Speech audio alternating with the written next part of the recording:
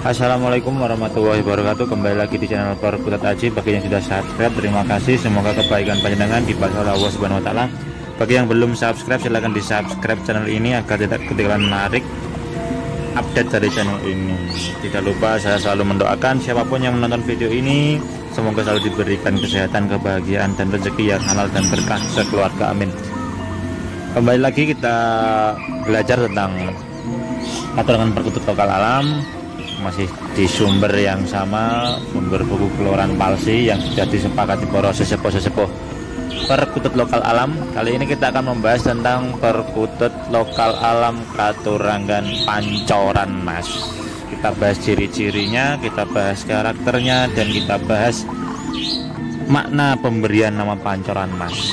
Kita bahas dulu ciri-cirinya. Di sini ada 7 ciri-ciri yang bisa menjadikan perkutut itu dinamakan Pancoran Mas. Yang pertama, ules warna kuning. Jadi perkutut ini ulesnya berwarna kuning. Karena ilustrasinya ini di foto kurang jelas, maka setidaknya ini sudah bisa menjadi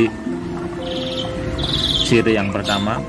Ini karena ilustrasinya menggunakan foto flash, jadi gambarnya tidak begitu terlihat ulesnya. Yang kedua, belahan dada sampai dubur kecil dan rapi. Kita lihat ya, ini belahannya halus, tipis. Biasanya kalau Pancoran Mas itu saya tembus sampai dubur, kecil dan rapi. Biasanya kalau Banyu Mili itu belahannya sangat dalam. Kalau Pancoran Mas belahannya kecil dan rapi. Yang ketiga, bagian punggung belah tembus.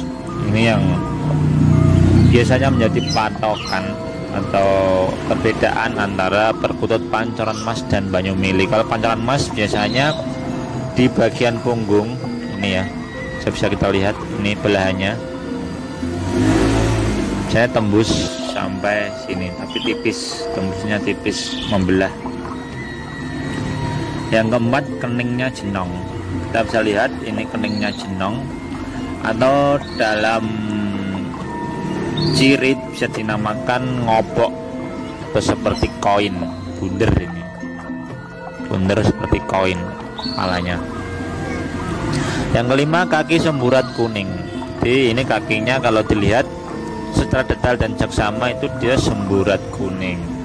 Yang keenam, genta kekuningan. Jadi genta itu adalah ini, klep matanya namanya genta. Kuning seperti kalau orang bilang, kebanyakan orang itu kalau ada perkutut yang klep matanya kuning itu rondo semoyo. Padahal ini sekedar informasi bahwa padahal perkutut rondo semoyo itu tidak ada dalam pakem. Jadi jangan mudah terpengaruh, karena kalau kita bicara pakem itu harus sesuai dengan rincian atau pakem yang sudah disepakati atau yang sudah masuk dalam buku palsi. Karena memang kalau kita belajar katurangan perkutut itu harus berpatokan kepada pakem yang sah atau resmi. Jadi sekedar informasi bahwa perkutut kalau semuanya itu tidak ada di pakem. Kembali lagi, genta kekuningan ya, genta kekuningan seperti ini, tidak jelas ilustrasinya. Dan yang ketujuh adalah kuku kaki seperti beras yang sudah lama. Di kuku kakinya ini kusam seperti beras yang sudah lawas. Jadi itu tadi ciri-cirinya perkutut Pancoran Mas. Ules warna kuning, belahan dada sampai dubur kecil dan rapi, bagian punggung belah tembus seperti dada ini, bagian punggung juga belah dan tembus sampai bokong. Kening jenong, atau kalau dalam ciri fisiknya itu ngobok. Yang kelima, kaki semburat kuning. 6, genta kekuningan. Yang ketujuh, kuku kaki seperti beras yang sudah lama. Kalau kita bicara karakter tentang perkutut Pancoran Mas ini, dia berwibawa. Kaki saling mencengkram ketika burung dipegang. Karakter burung ini termasuk pemilih. Kalau di alam, burung ini suka bergerombol dengan anak turunnya sendiri. Burung ini juga kalau dipelihara senang di tempat yang teduh dan sejuk, tergolong mudah jinak, dan kalau di sangkar itu suka naik turun tangkringan, tetapi cenderungnya lebih banyak diam. Jadi itu karakternya. Kita bicara tafsir condro dan makna pemberian nama pancoran emas. Yang pertama ada pancoran. Pancoran adalah pancuran atau sumber air. Sumber air. Dan yang ketiga emas. Emas itu emas, perhiasan atau simbol kemakmuran. Lalu apa tafsir condro pemberian nama pancoran emas? Yang pertama adalah perkutut ini selalu dikaitkan dengan perkutut yang memiliki tuah kerejekian, karena memang dalam pemberian namanya sendiri pancoran emas, artinya sumber air yang selalu mengeluarkan rezeki atau emas. Ada sebuah kisah konon di suatu kerajaan bahwa perkutut pancoran emas ini tidak dipelihara di dalam sangkar. Dia akan mengikuti siapa yang dipilihnya dan akan hidup bebas berada di sekitar rumah pemilik. Jadi perkutut ini memang seperti yang saya jelaskan di awal, dia kategori burung pemilih. Jadi memang mungkin tidak semua orang cocok ya memelihara perkutut ini.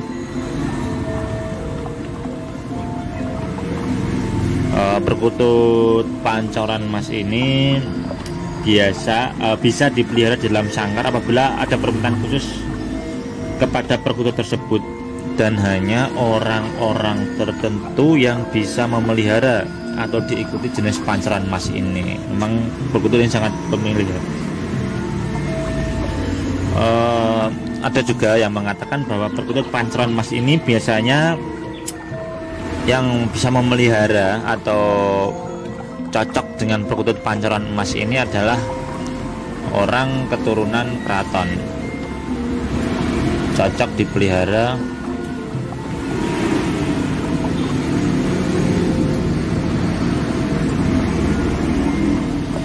kerah keratonnya.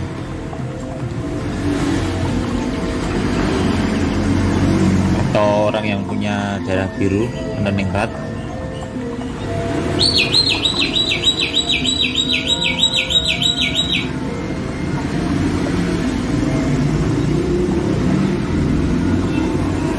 Atau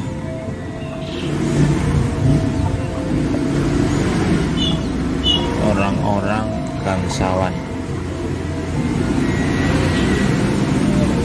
Tapi seiring berkembangnya waktu, banyak kolektor yang memburu burung ini dengan penuh harapan dari Sang Pencipta Allah Subhanahu wa Ta'ala, supaya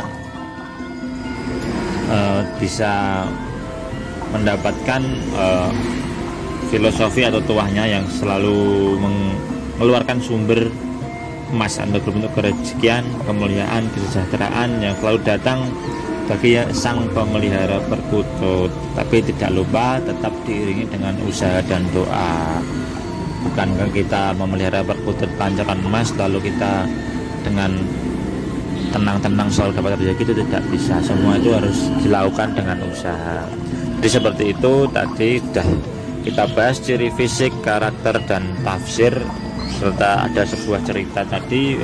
Pancoran emas ini memang burung yang sangat pemilih, sehingga dia tidak mau dipelihara dalam sangkar, tetapi dia akan mengikuti siapa orang yang dipilihnya. Seperti itu. Semoga bermanfaat dan menjadi tambahan referensi bagi panjenengan yang menyukai bab katurangan. Terima kasih sudah menyimak sampai selesai. Wassalamualaikum warahmatullahi wabarakatuh.